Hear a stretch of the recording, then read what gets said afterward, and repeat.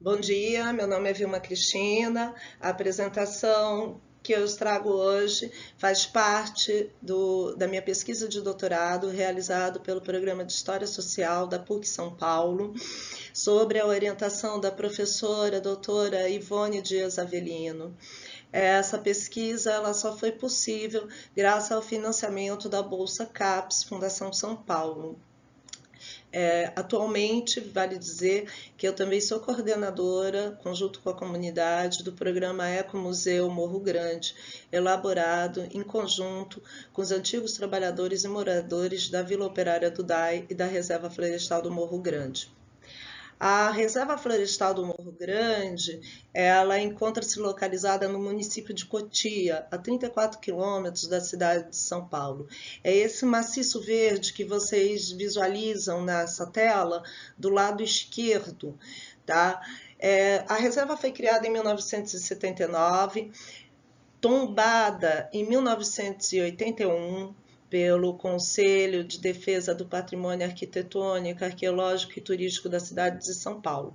Em 1994, ela recebe a chancela de Zona Núcleo da Reserva da Biosfera do Cinturão Verde, por reconhecer a importância da sua biodiversidade e dos seus mananciais, e configura-se como patrimônio da humanidade. É o maior fragmento de Mata Atlântica da região metropolitana da cidade de São Paulo. A região do Morro Grande é ocupada pela Mata Atlântica há mais de 15 milhões de anos, há 15 milhões de anos, tá? Esses vestígios arqueológicos que vocês veem à esquerda são retirados da reserva, são encontrados no sítio arqueológico realizado devido à reforma da barragem Nossa Senhora das Graças, e hoje encontram-se na Reserva Técnica da USP. Povos caçadores, coletores que viviam sobre esse território. A história da utilização dos mananciais da reserva, principalmente do rio Cotia, está interligada à história do crescimento populacional da cidade de São Paulo do final do século XIX, o que gerou, por fim, uma demanda, que ampliou, uma demanda pelas questões de abastecimento, saneamento e a questão da moradia sobre a cidade de São Paulo. Vale dizer a importância do engenheiro sanitarista Teodoro Sampaio, engenheiro esse responsável pelos primeiros estudos sobre a utilização dos mananciais da Reserva Florestal do Morro Grande para o abastecimento da cidade, por se encontrar a 900 metros de altitude da Avenida Paulista. Na época, a questão do abastecimento, saneamento e questões de moradia, elas estão interligadas com as discussões, conectadas com as discussões higienistas e eugênicas que existiam nesse momento, realizadas por médicos e engenheiros. É o Teodoro Sampaio que vai elaborar o plano da utilização desses mananciais por encontrar-se distante dos grandes centros urbanos. E também participa da discussão da criação do Código Sanitário de 1894, esse que vai estabelecer normas e regras sobre as moradias operárias. A estação de tratamento do Alto Cotia, ela vai se configurar anos mais tarde, a partir da construção da barragem Nossa Senhora das Graças, em 1914 a 1917, e posteriormente a construção da represa Pedro Baite, em 1925 a 1933. Paralela à construção dessas estruturas, é também construído um núcleo residencial para os trabalhadores do antigo Departamento de Águas e Esgoto, anterior chamado Repartição de Águas e Esgoto, é a atual Sabesp.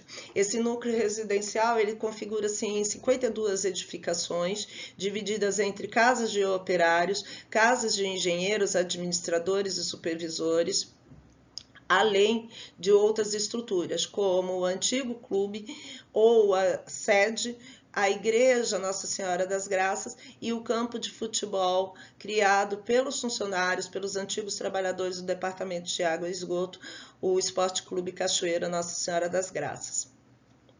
Atualmente, A Vila Operária do DAI encontra-se totalmente abandonada, apesar dela estar em torno da reserva, ser considerada o portão de entrada da reserva florestal do Morro Grande. O tombamento da reserva, ele representa justamente a ampliação do conceito de patrimônio, né? Englobando o patrimônio ambiental, o tombamento de áreas naturais. É importante se dizer a participação nesse debate do professor doutor Aziz Absaber, professor geógrafo da USP, que na época participava do Conselho Consultivo do CONDEFAT e que será responsável pelo tombamento de diversas áreas naturais aqui no estado de São Paulo, entre elas a Serra do Mar. O tombamento, ele ocorre também, uma outra questão importante, ele ocorre a partir da organização da sociedade civil, justamente contrária ao projeto que existia da época da criação do aeroporto metropolitano da cidade de São Paulo, atual aeroporto de Cumbica, que na época o plano do governo do estado de São Paulo era criar esse aeroporto no território da reserva. Com o apoio de intelectuais, jornalistas, arquitetos, da Igreja Católica e de agricultores que vivem em torno da reserva. O tombamento ocorre em 1981, porém, o núcleo residencial só é tombado a área dos mananciais da Reserva Florestal do Morro Grande, deixando totalmente esquecida, né, a Vila Operária do DAI. Ou seja, a história e a memória dessa vila é totalmente apagada. Com o intuito de superar, né, uma perspectiva biológica e utilitarista, como aponta a professora Helena Zanirato sobre o processo de tombamento da Reserva Florestal do Morro Grande, compreendemos a Vila Operária do DAI dentro do campo do patrimônio industrial. Nesse campo, a memória, a cultura visual desses trabalhadores são tidos como vestígios industriais e considerados junto com suas edificações, conforme as definições apresentadas pela Carta de Nise-Tagil. Adotamos também o conceito de paisagem cultural, ao mesmo tempo por superar, né, a dicotomia entre patrimônio ambiental e patrimônio industrial, ou entre patrimônio imaterial e patrimônio material. E também por considerar, por costurar, né, conceitos como memória, história, ao mesmo tempo geografia, antropologia, e por pressupor ações integradas ao planejamento urbano e à gestão de políticas culturais, ambientais, econômicas e sociais para esse território. A imagem que vocês veem aí desse slide é a planta da Vila Operária em torno da estação de tratamento, a estação de tratamento do Alto Cotia, né? Então, em primeiro lugar, você vê o campo de futebol e aí as diversas edificações que encontram-se na entrada da reserva da estação de tratamento e em torno da reserva florestal do Morro Grande. As fotos que vocês estão vendo são fotos elaboradas pela Escola de Forças Aéreas a pedido do CONDEFAT para o processo de tombamento. E justamente no primeiro plano você vê a foto ampliando, né, a estação de tratamento, quase não se localiza as casas. Só que quando você amplia essa imagem é que você vê as edificações em torno da reserva, em torno da estação de tratamento. O caminho teórico que seguimos nessa pesquisa, então, foi a aproximação de conceitos que fizessem lidar com as fontes, né, que surgia por meio dessa comunidade. Então, o conceito de patrimônio e seus diversos adjetivos, paisagem cultural, patrimônio industrial interconectado ao conceito de paisagem cultural, memória, cultura visual, história visual, museu, museologia, cinema e produção audiovisual. Esses dois últimos conceitos, cinema e produção audiovisual, é devido justamente à elaboração do documentário Desejo de Memória, a História da Reserva e da Vila Operária do DAI, que foi elaborado conjuntamente com a comunidade do Morro Grande. Acreditamos que projetos de preservação, eles tenham que ter a participação da comunidade, ao contrário dos projetos que foram elaborados anteriormente pela prefeitura ou atualmente elaborados por grupos ambientalistas, em que não consideram essa comunidade. Não consideram, não informam, não se comunicam com essa comunidade. A imagem que vocês veem é justamente de um dos projetos da Prefeitura de Cotia, a criação do Polo de Ecoturismo Morro Grande, que era um projeto de ecoturismo ecológico e que no final se estabelece como um projeto de ecoturismo de aventura, extremamente agressivo para a reserva, que estabelecia inclusive um campo de golfe dentro do território da Reserva Florestal do Morro Grande. E, por fim, devido ao movimento ambientalista, esse projeto não vai para frente. Mas, atualmente, nós temos um outro projeto seríssimo, que é a criação do Parque Estadual do Morro Grande.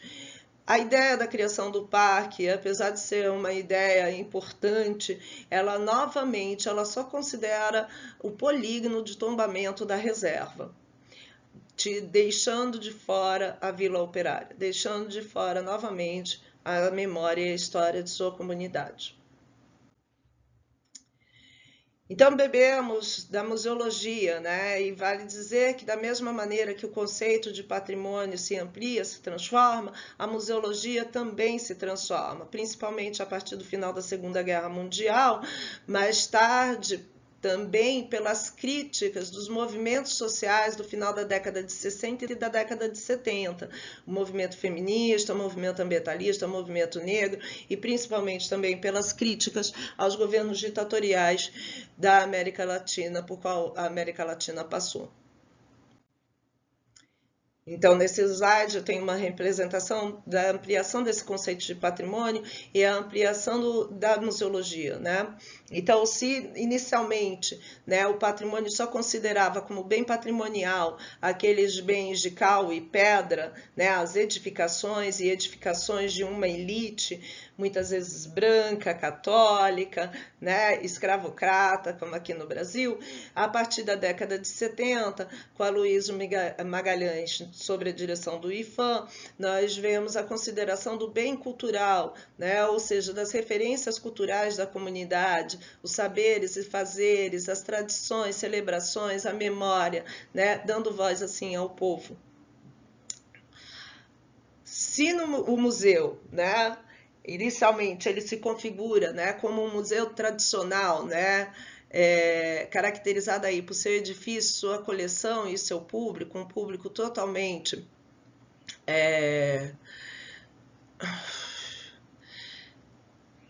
não participante, se não há essa comunicação entre, que são as críticas da década de 60 e 70, do museu como um elefante branco, em que não tem uma participação com a comunidade, não tem um diálogo com a comunidade, a museologia, né, social, a partir também da década de 60 e 70, ela vai se configurar num novo museu, caracterizado aí por seu território, patrimônio e a sua comunidade. O que vai configurar aí esse novo museu são os museus de território, museus de comunidade, né? O ecomuseu, museus ao ar livre, né? Museus de favela, todos esses novos modelos. Utilizamos para a realização dessa pesquisa, né, do instrumento da educação patrimonial, que são os chamados inventários participativos, que nada mais é do que instrumentos que estimulam, né, a própria comunidade a identificar, selecionar, registrar referências culturais significativas de suas memórias e de suas histórias para processos de musealização. Né? A história oral ela se faz presente em todo momento dessa pesquisa, foram realizadas conversas individuais, conversas em grupo, né? Com antigos moradores, então eu estou falando de uma comunidade de velhos inicialmente, porque depois amplia-se esse grupo, como nós veremos. A origem dos inventários participativos ela está ligada à própria origem do Inventário Nacional de Referências Culturais, criado pelo IPHAN, e que estabelece como categorias, né, lugares, objetos, celebrações, formas de expressão e saberes. Na comunidade no Morro Grande, nós estabelecemos novas categorias, né, divididas inicialmente por uma ordem cronológica, as memórias do tempo do DAI e as memórias da Sabesp. As memórias do DAI, ela se configura justamente na criação, né, da reserva florestal, na construção da estação de tratamento do Alto Cotia e do núcleo residencial para esses trabalhadores, e as memórias do tempo da Sabesp, memórias do tempo do DAI, em que esses trabalhadores viviam, né, habitavam essas edificações e viviam na Vila Operária. As memórias do tempo da Sabesp vão se configurar justamente no período em que esses trabalhadores, a partir da década de 70, são expulsos de suas casas. Jardins, dia a dia, festas, brincadeiras, celebrações, a floresta e justamente a relação entre o Rio Cotia e os homens, a humanidade, essa comunidade, né? Também utilizamos de um outro instrumento que é a tecnologia social da memória, elaborada pelo Museu da Pessoa, onde foram realizadas algumas oficinas com a comunidade, entre elas a oficina de Fazer Sentido, que eu vou apresentar daqui a pouco, em que questões norteadoras estabeleceram a criação desse núcleo de ecomuseu. Quem somos, onde estamos e onde queremos estar. Esse slide eu apresento justamente uma das reuniões que foram realizadas com a comunidade para a formação e elaboração do inventário. Essas reuniões, elas eram realizadas, inicialmente foram realizadas para formação, né, trabalho com conceitos sobre memória, patrimônio, memória, história oral, patrimônio edificado, patrimônio cultural, museologia social, né, e o próprio inventário participativo. A segunda imagem que vocês veem abaixo é a construção do objeto e recorte de pesquisa, né, levantamento de dados para a realização do inventário. O desafio, né, nós realizamos essa pesquisa justamente no período da Covid. Aqui no Brasil, se configurou na morte de mais de 600 mil pessoas. Então, como realizar uma pesquisa participativa com a comunidade de velhos, idosos, né, num período de pandemia. Então, nesse momento, para superar esse desafio, foi utilizado das redes sociais, das tecnologias de informação e comunicação por meio do Facebook, Instagram, WhatsApp, o que ampliou, por sua vez, a participação dessa comunidade, agora com a participação de filhos e netos desses antigos trabalhadores e habitantes da Vila Operária do DAI.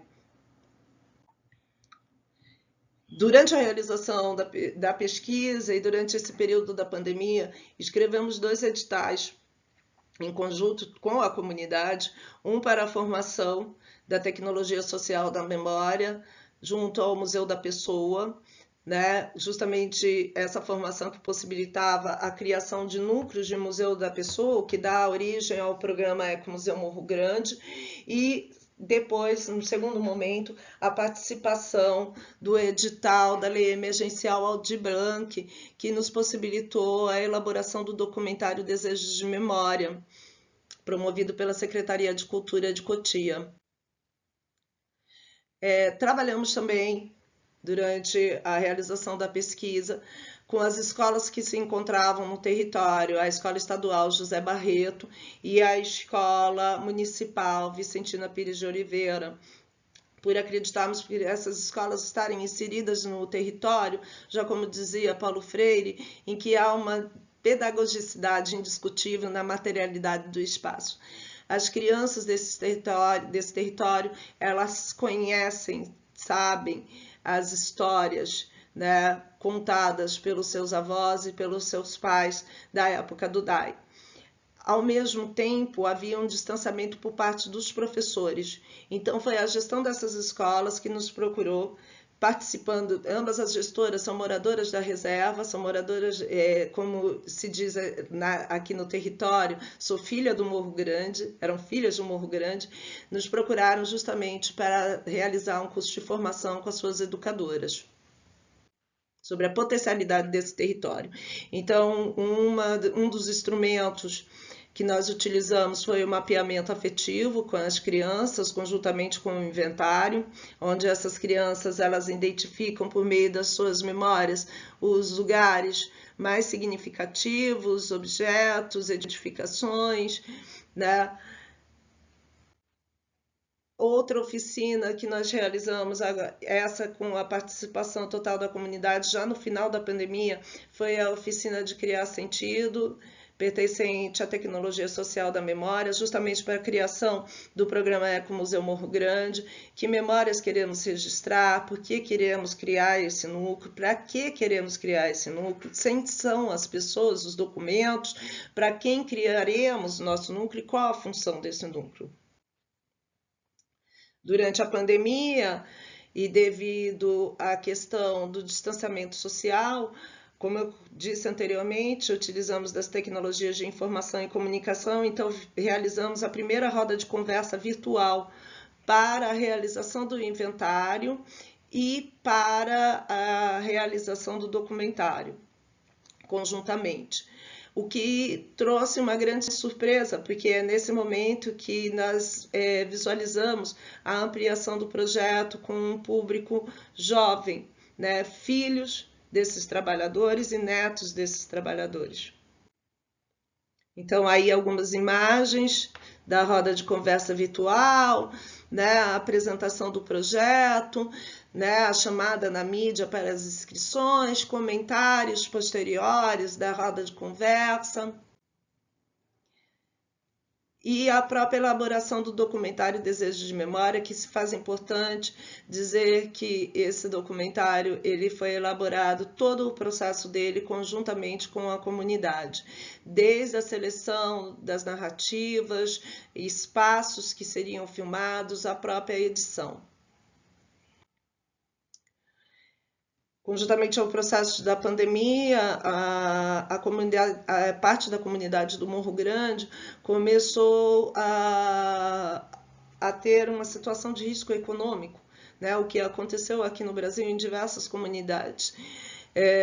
Perante essa situação, conjuntamente com a comunidade, nós realizamos a primeira caminhada pela preservação e contra a fome, né, dentro das trilhas da Reserva Florestal do Morro Grande, e depois a realização do teatro Jogos dos Espelhos, realizado pela Damares, colega minha, dramaturga, e que se utilizou das narrativas de memória, reinterpretou essas narrativas de memória no pátio da Vila Operária do DAI. Também realizamos o primeiro sarau cultural Nossa Senhora das Graças, onde foi exposto as imagens, fotografias antigas guardadas por essa comunidade.